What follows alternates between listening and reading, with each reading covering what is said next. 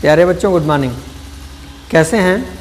जो त्रिकोणमिति की क्लास आपको बताई जा रही है कितनी समझ में आ रही है, इसके विषय में रिप्लाई मुझे देते रहें। और त्रिकोणमिति में पहला चैप्टर ख़त्म किया गया, पर्सनली 8.1 को ख़त्म किया गया और मुझे उम्मीद है कि वो आपको समझ में भी आया होगा। उसमें जो चीज़ें थी सामान्य, बिल्कुल उसका जो पहला प्रोसीजर था वो उसी पर आधारित था, यानी लंब, आधार और कर्ण का रिलेशन आपको सभी अनुपातों के साथ जानना था। उसी के आधार पर आपको प्रश्न सॉल्व करने थे। अभी की बात करें तो अगली प्रश्नावली जो हम पढ़ेंगे वो कोणों पर होगी। तो इसके लिए हमें सबसे पहले ये जानना जरूरी होगा कि कोण क्या है, कैसे इनको समझा जाए। की बात की जाए तो सबसे पहले तो हम ये जानेंगे कि हमारे पास 0, 30, 45, 60 और 90 इतने कोण हमें जानने हैं। बाकी जो कोण इसी के क्रम में आएंगे, फिर तमाम आपके जो चारों चतुर्थांश में किस तरीके की कंडीशन बनेगी वो आगे समझा जाएगा। अभी की जो बात की जाए, अभी की स्थिति में ये है कि आपको ये जानना जरूरी है कि जो कोण हैं उन कोणों के मान कितने होंगे। देखते हैं जो त्रिकोणमितीय कोण हैं, त्रिकोणमितीय अनुपात के साथ भिन्न भिन्न कोणों के मान कैसे निकालेंगे हम। तो बात करते हैं कि हमारे पास जो है वो एक तो है साइन, कॉस, टैन, कॉट, सेक, कॉसेक, इतने मान हमें निकालने हैं। अगर बात करें कि शुरुआत कहाँ से करनी है तो 0, 30, 45, 60 और क्या है 90। अब देखिए इसमें भी ये जो आपका, अगर हम इसकी काउंटिंग कर लें तो हम काउंटिंग कैसे कर लेते हैं इसका 0, 1, 2, 3, 4, ये हमने काउंटिंग कर लिया। अब इसमें जो अंतिम नंबर है वो कितना है 4 है, यानी जो सबसे बड़ी संख्या है वो क्या है 4 है। तो सभी में 4 से हम क्या कर देते हैं, भाग कर देते हैं। सभी में 4 से हम क्या कर देते हैं, भाग। सभी में 4 से क्या कर देंगे, भाग कर देंगे। सभी में 4 से भाग कर दिया। उसके बाद सभी का हम क्या निकाल लेंगे, वर्गमूल निकाल लेंगे। सभी का हम क्या निकाल लेंगे, वर्गमूल निकालेंगे। सभी का, इन सब का वर्गमूल निकाल लेंगे। अब यहाँ देखिए ये 0 है, 0 में हम 4 से भाग कर रहे हैं, वैल्यू कितनी आएगी 0 आएगी। और 0 का वर्गमूल निकालेंगे तो मान कितना 0। यहाँ आए, 1 का अगर वर्गमूल लोगे आप तो कितना आएगा 1, और 4 का कितना हो जाएगा 2 हो जाएगा। यहाँ देखिए अगर काटेंगे तो 2 इकन्ने 2, 2 दुनाई 4, 1/2, तो 1 का तो 1 हो जाएगा, 2 का निकलेगा नहीं तो √2, यानी 1/√2। यहाँ देखिए 3 का वर्गमूल निकलेगा नहीं तो √3 बटे 4 का वर्गमूल लेंगे तो 2, और यहाँ 4 से 4 कट जाएगा, 1 आएगा, 1 का वर्गमूल कितना हो जाएगा 1 हो जाएगा। बिल्कुल सामान्य तरीके से समझना, कहीं कोई दिक्कत नहीं है। ये चीजें जो हैं इस तरीके से हैं कि आपको यहाँ कुछ याद रखने की आवश्यकता नहीं, आसानी से आपको पता रहेगा। आप ये जान लें कि 0, 30, 45, 60, 90 है, इसे हमने क्रम से नंबर दे दिया 0, 1, 2, 3, 4, सबसे बड़ी संख्या 4, तो सब में 4 से क्या कर दिया, भाग कर दिया। उसके बाद सबका वर्गमूल ले लिया। पहला मान जो आएगा वो किसका होगा, साइन का, यानी साइन 0 का मान 0, साइन 30 का 1/2, साइन 45 का 1/√2, साइन 60 का √3/2 और साइन 90 का 1 हो जाएगा। ठीक है, यहाँ तक की बात क्लियर है। अब देखिए, अब आपके पास कॉस की आवश्यकता है, तो जो साइन के मान आए हैं पीछे की तरफ से लिखते हुए चले जाइए।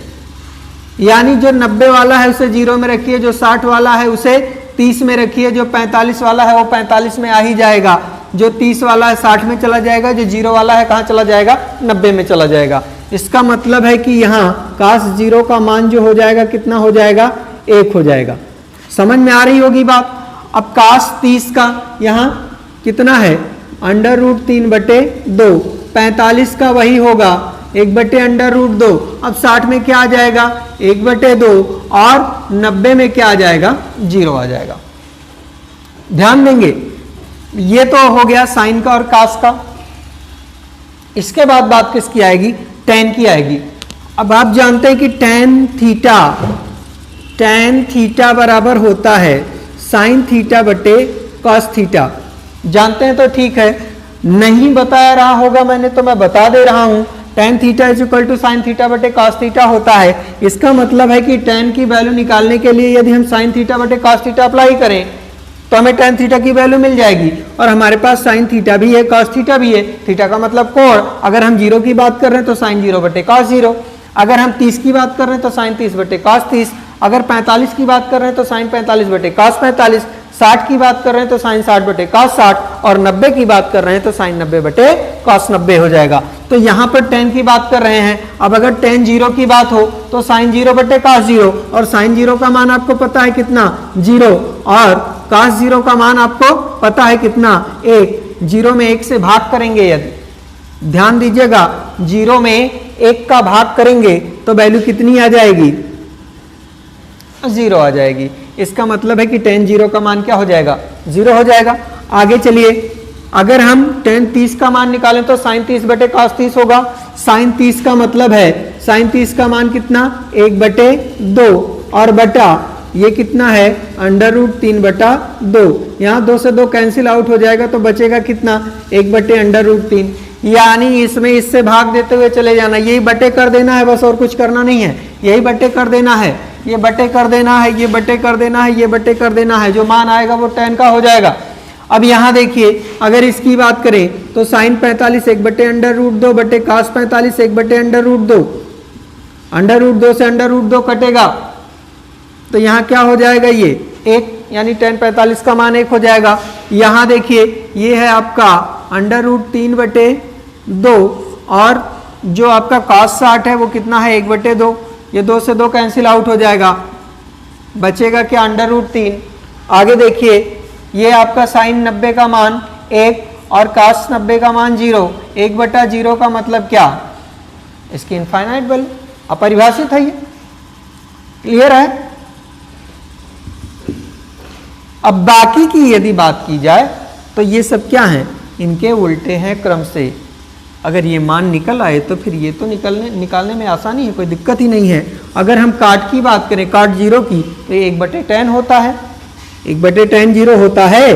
तो 1 बटे tan 0 का मतलब समझ सकते हैं आप, 1 बटे tan 0 का मान कितना है, 0, और 0 से किसी चीज में भाग देंगे तो इसकी वैल्यू कितनी आएगी, इनफाइनाइट वैल्यू आएगी। यहाँ की बात करें अगर, तो tan 30 का जो मान है, अगर हम काट 30 निकाल रहे हैं तो 1 बटे tan 30 हो जाएगा।